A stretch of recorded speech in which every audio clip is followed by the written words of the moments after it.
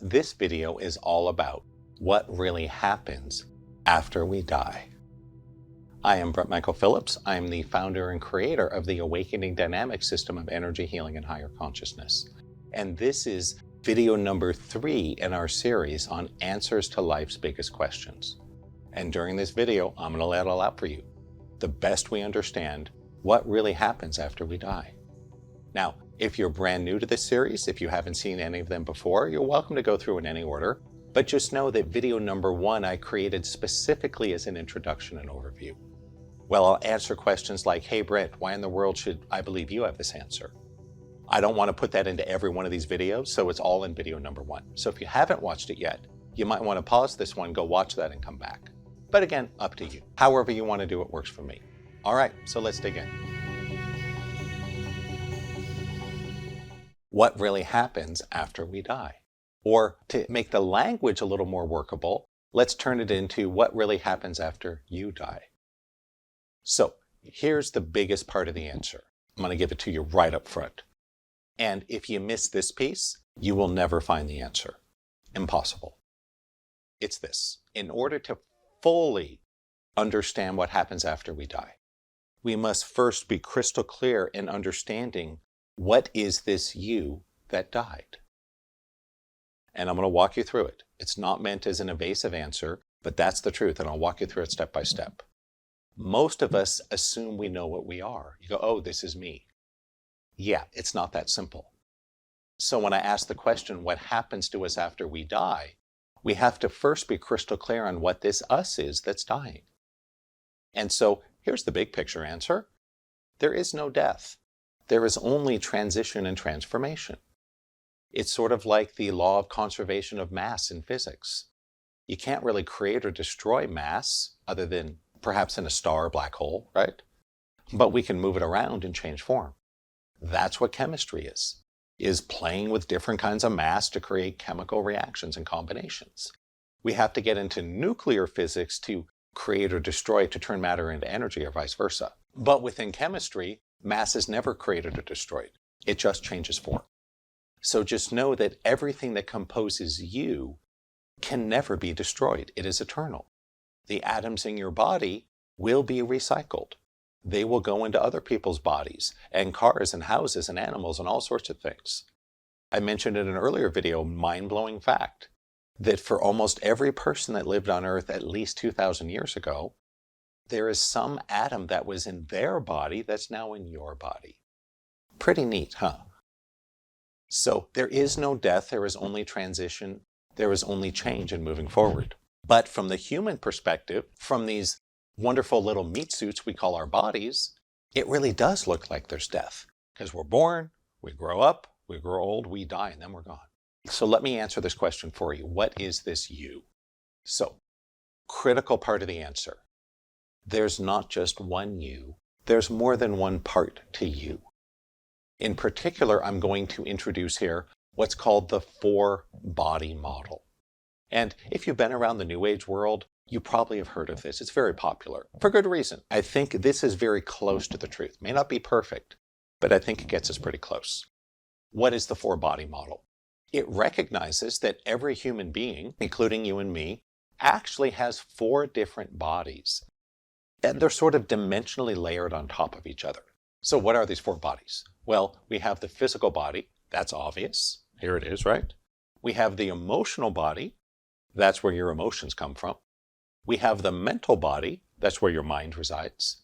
And we have the spiritual body. You might consider that your soul or higher self or something like that. And these 4 bodies are sort of dimensionally layered on top of each other as we live our lives. And what will happen is this. It's pretty simple.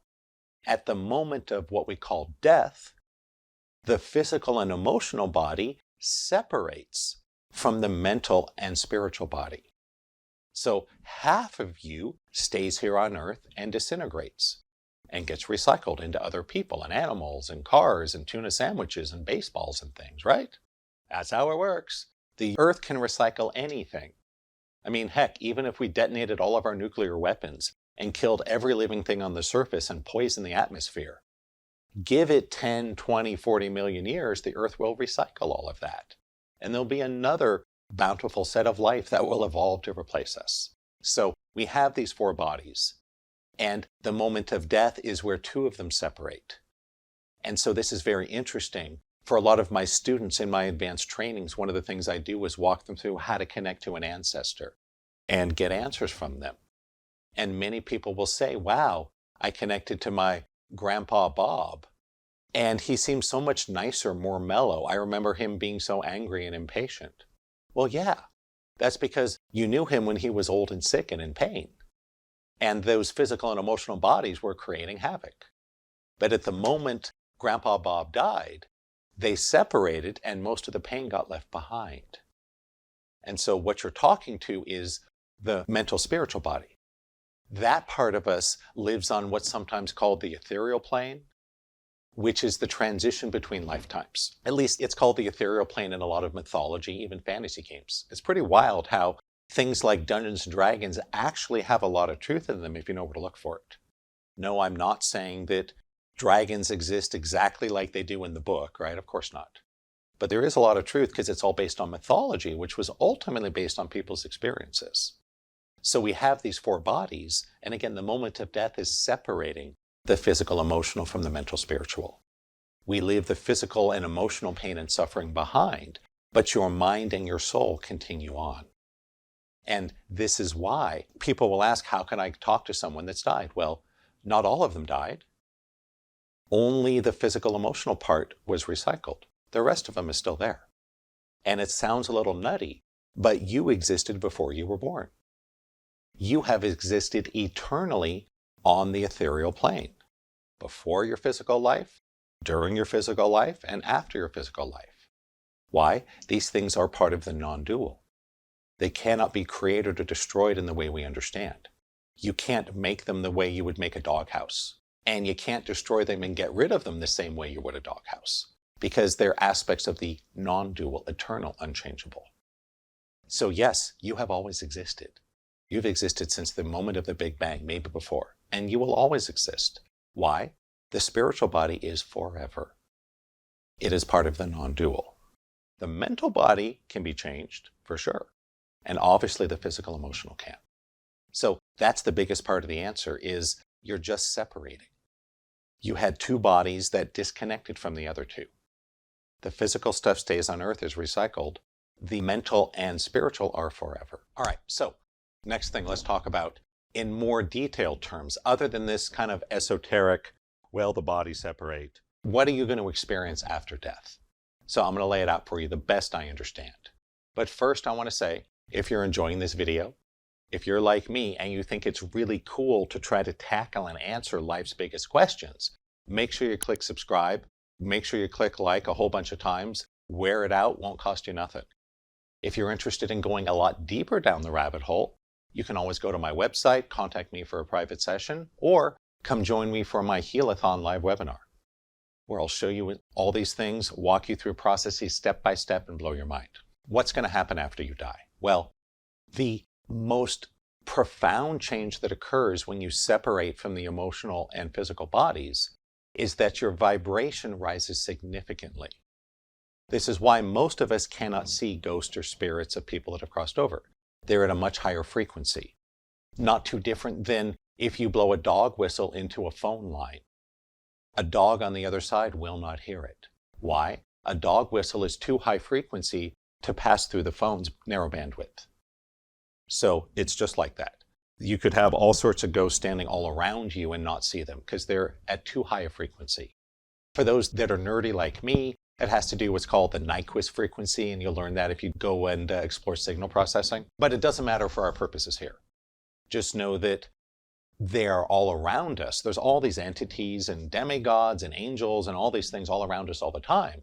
We just don't see it because we only see a tiny, tiny little sliver of, quote, reality. What happens when your vibration and consciousness shoots way up? Well, the most obvious effect of it is that you start manifesting much more quickly and much more powerfully. So as an example, if you're in a body on Earth, being a human, and some jerk cuts you off on the freeway, you may scream at him, hey, screw you, buddy, I hope you die, if you're angry enough. And most likely, the person will not die. But if the same thing happened on the other side, you would manifest that instantly. And you can imagine, that'd be total chaos and carnage on our streets. If everything everyone said to someone else on the road manifested immediately and true, oh my gosh, it'd be a disaster. So what happens is we start manifesting much more powerfully and much more quickly. What do we manifest? Well, this is where it gets interesting. What you manifest is entirely based on your subconscious beliefs about what happens after death. It's almost like jumping into a video game, a virtual reality, a simulation. And so if we look at the research and experiences of people that have had these near-death experiences, which by the way, I think is a dumb name because they weren't near death. These people were effing dead. They just came back. So I'd say it's a short-term death experience might be better than near death because they frickin' died and they came back, at least by the measures we use, right? Heartbeat, brain activity, they were gone and they came back. You'll see there's common patterns to it. Many people see the tunnel with the light and the beings. Others very commonly manifest their vision of hell. They're strapped to a board and being carried away by these evil creatures towards a lake of fire. And so religions have pointed at this and go, look, we're right. Look at all the people that say they've gone to hell in a near-death experience. Or look at all the people that said they've gone to heaven. No, they're jumping to conclusions. All that's happening is you have your belief about what the afterlife is. You die, you start immediately manifesting it. It's that simple. What you manifest and how long you're there depends on your beliefs. So are there people that manifest hell? Yes. Or something like it. It's a funny thing. There is no hell, but we have an idea of hell, and we can't actually be in hell because there is no such thing, at least not in the biblical sense, to my understanding. But we can create the conditions of hell, even not being there. Pretty amazing to be a human, huh? So what's going to happen is you're going to start manifesting out of your beliefs really powerfully and instantly.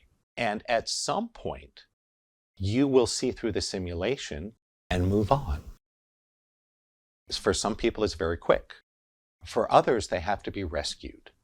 And I'm going to throw out there, if you're a professional healer or know any of this, even if you don't do it professionally, if you haven't done so yet, if you have parents that have crossed over, meaning they're no longer alive, if you haven't done healing on them, do so. Because doing healing on my father after he died, it was a long time ago, but it was one of the most profound things I've ever done. Why? Long story short, he created hell for himself after he died. He believed he deserved to be punished. And I showed up and I'm like, hey, Dad, just grab onto me, I'll lead you out. And we can all do that. We all have a silver cord through which we're attached to the higher dimensions. When you're in hell, you may not find your own, but someone else can take you and you can follow theirs. Very easy thing. If you haven't done it yet, do it. If you're not a healer and need someone else to do it, book me or whoever you like. It's really a profound thing. Why? You can get stuck manifesting this artificial virtual reality, heaven or hell. But it's sort of like a video game. If you play a video game long enough, you'll find the glitches. You'll find, gee, if you go to this room and face this rock at this angle, throw your axe up in the air, it disappears. Every video gamer knows about that. Reality works the same way. This vision of heaven or hell you're creating is not real in the sense it's a simulation. And at some point, you'll see the seams in it. You'll see the glitches. And then you escape. And you'll then move on. One other thing I want to call out is a common experience people report after dying. Many of them are asked, do you want to keep living or do you want to stay dead? Now, this isn't 100% from what I've read and heard, but it's a very common thing. And so just know that all death is chosen by the higher self, not the ego mind. And if you died and you didn't really want to be dead on a soul level, all you got to say is, hey, I want another go around. God snaps his fingers and boom, reverses time and you're back in your body alive again. And you'll have no memory of it for the most part. Why? It's in a different timeline in another dimension. You can't access it from where you're at. Impossible. If you've had a near-death experience, you might have had that happen to you. My mother experienced a near-death experience, or I prefer to say short death experience, and came back after my sister was born. She was dead on the operating table for over 2 minutes. And what she told me was she lifted up out of her body. She saw all the doctors and nurses. She saw herself laying there. And then she was drawn through a tunnel and there were beings of light. And they asked her, do you want to come home with us or do you want to go back? And what my mother told me was, she said, send me back because I got 2 kids to raise, damn it. And they did. And what my mother told me was the next thing she remembered, back in her body, and the doctors had revived her. Pretty amazing. So that's what happens. After you've gone through this part, you've decided you want to stay dead, you've gotten through your virtual reality of heaven and hell or whatever afterlife mythology you're programmed with, then you're given the option, what do you want to do next? One of your choices is going to be, do you want to go be that same person?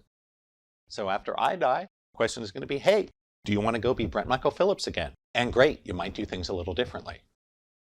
So for example, when I was in graduate school, I had a band for about a year, year and a half, and I loved my band. I was more into it than I was my studies. And after I got my master's degree, 2 of the other guys in the band were graduating and left. And I said, hey guys, our engineering careers can wait a year. Let's be a band. Let's get a crappy apartment. We all live together, get an old van, and we'll drive around and play clubs and drink lots of beer and kiss lots of girls. And 6 months, a year from now, when we're over it, we can get our engineering jobs and then be boring for the rest of our lives. Me and the singer wanted to do it, but the drummer and bass player didn't, so it didn't happen. But that's what it's like. It's like a video game. If any of you were video gamers, you know you play a game, and a lot of games, you play it a little bit and you're done. And like not interested. Other games you play all the way through, but it's not good enough to keep going. But if it's a really cool game, you may play it through 5, 10, 20 times, over and over and over, to do it a little differently. What happens if I do this? What happens if I do this? What happens if I go to UCLA instead of MIT? What happens if I decide to play baseball as a child instead of soccer? So you can run your life as many times as you like until you're done with it. You can also go to re-education school. You can also go to healing of trauma school. You'll just be subjected to lots of really intense healing from high vibrational beings, and that's very common after a difficult life. If you survived a war, a natural disaster, you were orphaned, violent crime or something. Or you might want to go back and be someone else. Or maybe you want to be a spirit guide, to go back and help those earlier on in the journey than you. These are all your options. And so if you guys want to go a lot deeper into this, probably the best option is I have created a step-by-step guided program called 30 Days to Awakening. And its goal is to get you crystal clear on it one thing. What exactly are you? What is it that was born? What is it that dies? How about the body, the mind, the soul? How do they relate? What is God? How does life work? Why do we choose our parents? Why do things work out in life as we do? If you want to get the long answer, check out 30 Days to Awakening. I'll put the link in the description below and give you guys a coupon code so you can get it at a big discount for coming from YouTube. So check it out if you're interested. It will absolutely blow your mind. I'll let you know this is deep stuff. You may need to go through it more than once because this will absolutely turn your whole brain and your life inside out. All right, that's all I got to say for today. This is Brent Michael Phillips signing off.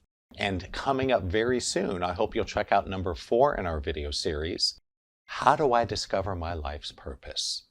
So we'll be tackling that question and answering it head on in our next video. Until then, if you're interested to learn more, check out the links in the description. Otherwise, or even if you do, please take care and namaste.